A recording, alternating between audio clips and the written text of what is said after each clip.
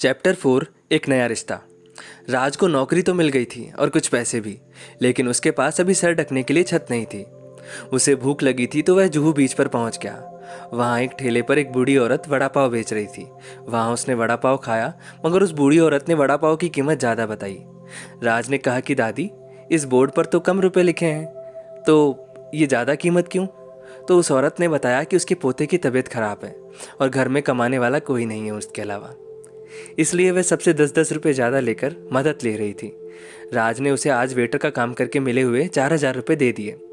उस औरत ने कहा, इतने सारे पैसे मैं नहीं ले सकती। तो राज ने कहा कि दान नहीं दे रहा, एडवांस देकर जा रहा हूँ। अब से रोज़ आपके पास वड़ा पाव खाने आऊँगा। ये देखकर उस बूढ़ी औरत की आंखों में आंसू आ गए और उसने राज के सर पर हाथ रखकर कहा, तू हमेशा खुश रहे बेटा, और भगवान तेरी जीवन रेखा और लंबी कर दे। राज ने अपना हाथ उस औरत को दिखाते हुए कहा, दादी, अगर रेखा दी होती हाथ में तो लंबी होती ना, अपने हाथ में तो रेखा ही नहीं है। उस औरत ने कहा, तू तो किस्मत वाला है रे, आज तूने इस लाचार की मदद की है ना। मैं दुआ देती हूँ कि पूरी दुनिया की लकीर तो ऊपर वाला बना कर भेजता है, मगर अपनी लकीर तू खुद बना सकेगा। राज ने हंसते हुए कहा, क्या दादी, आप भी, ऐसा भी कभी होता है भला? यह कहकर राज पास ही लगी बेंच पर लेट गया। रात को काम खत्म करने के बाद जब वह बूढ़ी औरत अपने घर वापस जाने लगी तो उसने देखा कि वह लड़का जिसने अभी उसे इतने सारे रुपए दिए थे वह बेंच पर सो रहा है। वह औरत उसके पास गई और बोली, बेटा, तुम यहाँ क्यों सो रहे हो? राज उठा और बोला, अरे दादी, आप गए नहीं अभी? उस औरत ने कहा, मैं बस जा ही रही थी, मगर तू यहाँ क्यों सो रहा है? घर नहीं जाना क्या? राज ने कहा, दादी, ये दुनिया ही मेरा घर है। अब जहाँ हम रहते थे वहाँ सरकार ने अतिक्रमण बताकर सब तोड़ दिया। उसके बाद मुझे नौकरी तो मिल गई, लेकिन अभी रहने का बंदोबस्त नहीं हुआ। 1 महीना निकालना है बस, फिर तो मैं अपनी पहली सैलरी से कहीं छोटा सा कमरा ले लूँगा किराए पर। उस औरत ने कहा, एक काम कर, तू मेरे साथ मेरे घर चल। ज़्यादा बड़ा घर तो नहीं है, मगर 2 कमरे हैं छोटे छोटे। राज ने कहा, नहीं दादी, आप परेशान होंगे बेवजह, मेरी फिक्र मत कीजिए, मैं ठीक हूँ यहाँ बिल्कुल।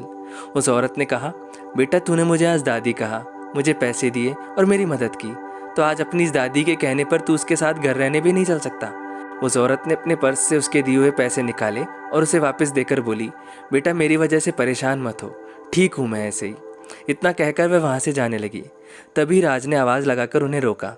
राज ने चिल्लाकर कहा, दादी, ये पैसे रखिए, मैं चल रहा हूँ आपके साथ। यह सुनकर वह औरत बहुत खुश हो गई। उसके बाद वह बूढ़ी औरत राज को लेकर अपने घर पहुँच गई। राज ने देखा कि उस बूढ़ी औरत का पोता बुखार की वजह से कांप रहा था। उसने उस बूढ़ी औरत से कहा, दादी, थोड़े पैसे दीजिए, मैं इसके लिए दवा लेकर आता हूँ। बूढ़ी औरत ने कहा, बेटा, तू परेशान मत हो, हमारा कुछ न होकर भी तू इतना कर रहा है हमारे लिए, इससे बड़ी बात और क्या होगी। राज उठकर वहाँ से जाने लगा। बूढ़ी औरत ने कहा, क्या हुआ बेटा, कहाँ जा रहे हो? राज ने कहा, मैं कब से अपनी दादी मानकर आपकी बातें मान रहा हूँ, और आप है कि ये सब बस एहसान समझ कर ले रहे हो, इसलिए मैं यहाँ नहीं रुक सकता। उस बूढ़ी औरत ने उसे पैसे दिए और कहा, आज से मैं तेरी दादी, और जा अब अपने भाई के लिए दवा ले आ। राज दादी से पैसे लेकर पास की मेडिकल शॉप पर गया और वहाँ से दवा लेकर आ गया। बचे हुए पैसे राज ने दादी को वापस देने के लिए निकाले ही थे कि दादी ने कहा, कल तेरे कॉलेज का पहला दिन है ना, ये पैसे रख, कुछ खा लेना वहाँ। राज ने बचे हुए पैसे रख लिए। दादी ने अपने पोते नमन को खाना खिलाया और दवा दी। उसके बाद राज और दादी ने भी साथ बैठकर दाल भात खाया और सो गए। राज सुबह 8 बजे उठा। 10 बजे से उसे कॉलेज जाना था, इसलिए वह नहा धोकर तैयार हो गया। राज ने देखा कि दादी ने उसके लिए नाश्ते में ब्रेड टोस्ट बनाया था, जिसे खाकर वह कॉलेज के लिए निकल गया। राज का एडमिशन मुंबई के एक बहुत बड़े और मशहूर कॉलेज में हुआ था। वैसे तो राज के पास फीस भरने के लिए पैसे नहीं थे, मगर उसकी स्कॉलरशिप और स्पोर्ट्स कोटा से उसका एडमिशन उस कॉलेज में आसानी से हो गया था। उस कॉलेज में काफ़ी अमीर घरों के बच्चे आते थे और राज एक गरीब लड़का था जिसके पास सिर्फ 2 जोड़ी कपड़े थे, एक जो उसने पहन रखे थे और दूसरे जो कल उसे यूनिफॉर्म मिली थी होटल से। राज पहले दिन कॉलेज पहुंचा और उसने देखा कि वहाँ के सभी लड़के लड़कियां उसे घूरे जा रहे थे, क्योंकि उसके कपड़े थोड़े मैले से लग रहे थे और वह इस कॉलेज में पढ़ने वाला स्टूडेंट भी नहीं लग रहा था। राज जैसे ही दरवाजे से अंदर जाने लगा, तभी गार्ड ने उसे रोक लिया और बोला, कहाँ जा रहे हो भाई? राज ने कहा, मैंने एडमिशन लिया है इस कॉलेज में। गार्ड ने कहा, औकात देखी है अपनी, कपड़ों से ही पता लग रहा है कि तुम यहाँ पढ़ने लायक नहीं हो। सभी स्टूडेंट्स उस गार्ड को राज की बेइज्जती करते हुए देख रहे थे और उसका मजाक बना रहे थे। क्या होने वाला था अब?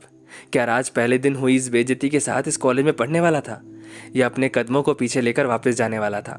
अपने जवाब कमेंट सेक्शन में कमेंट करके ज़रूर बताइए, और सभी सवालों के जवाब जानने के लिए जुड़े रहिए फ़कीर की लकीर से, सिर्फ द स्टोरी टेलर पर।